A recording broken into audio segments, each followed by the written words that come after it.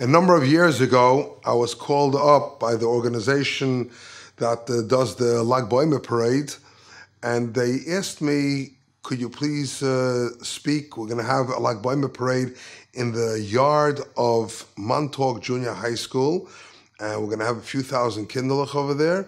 Would it be okay if you give them a Dvar Torah and speak about Lag B'Omer? Shabbos, before Lag B'Omer, a group of people came over to me. They came from the street and they came into the shul by Muslim. They called me to the door and they asked me, we see that you consented, they hung up posters that you're going to be speaking for this Lag B'Omer parade, and we suggest that you don't take this job and don't speak.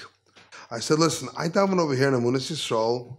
The Mashgiach, Rav Wolfson, soll sein gesund und stark. We're at the end of Musaf right now. Why don't you wait till the end?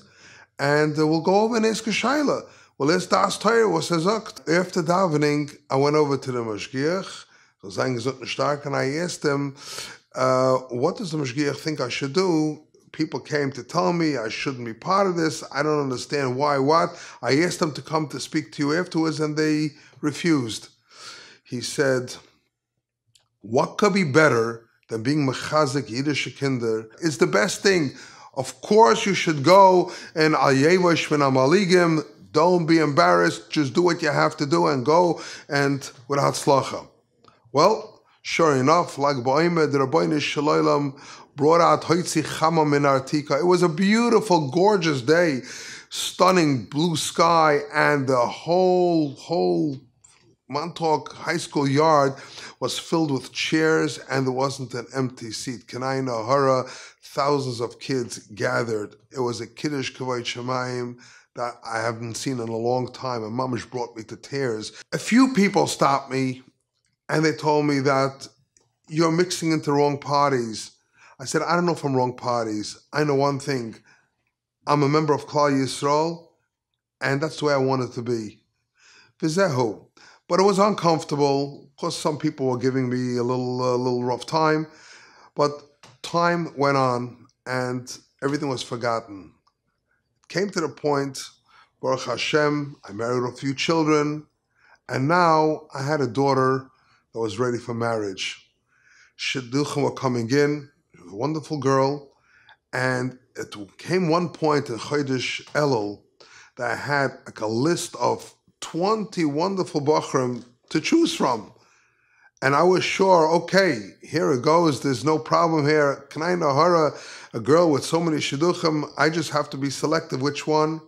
But to my disappointment, in a few days, everything dissipated, and I was left with nothing. Now I had no shidduchim at all, and this is the crucial time. This is Bein Azmanim, this is before Sukkot, when the Bachram are here from Eretz Yisrael. Anyway, it was Erev Rosh Hashanah. Erev Rosh Hashanah, I knew I have to go. I go every year to my parents. I had to go to Beth Moses cemetery. And I went. My son wanted to come along with me. It was after Slichas. We fasted half a day on Rosh Hashanah.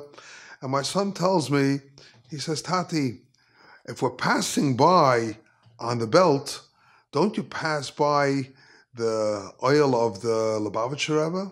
So I said, you know what? It's there at Rosh Hashanah. Why not? We just came from the Baba. Let's go.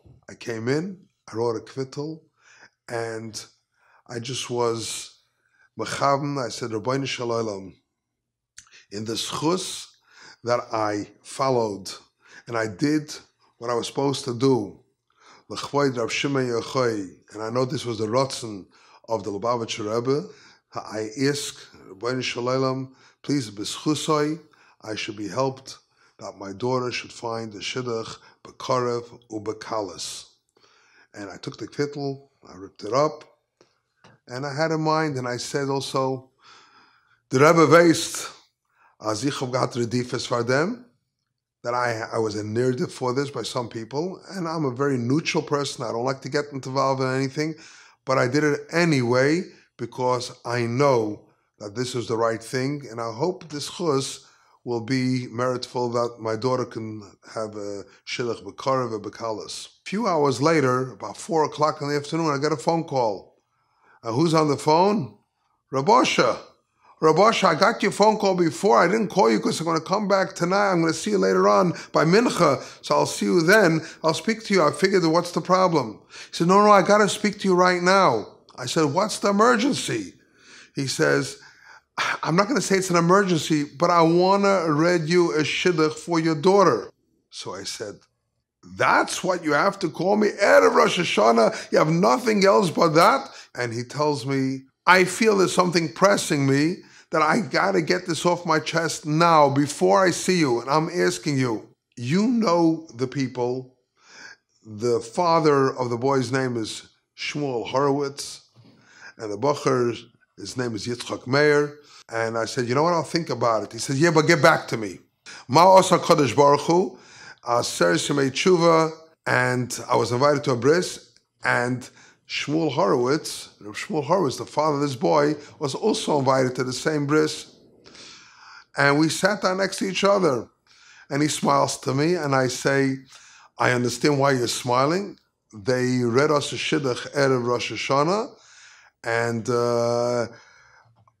let me ask you, what do you think? Sapasant l'cha shidduch or not? So he smiles, he says, my daughter was in Eretz Yisrael together with your daughter, and she feels it's very, very zugepasst, very fit.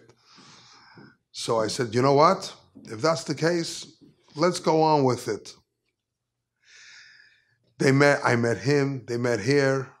On the first day, Chalamoid Sukkos, we had the Vart, the L'chaim. My daughter became a Kala. And I told the Mishgiach, Rav Ossen, what happened. So he said, the Rebbe bleibt nicht schuldig. You did for something that the Rebbe always wanted to have, the Lag Ba'omer parade, to be Makar of Yidden. You did. Is nicht geblieben schuldig. And Baruch Hashem, I was paid back.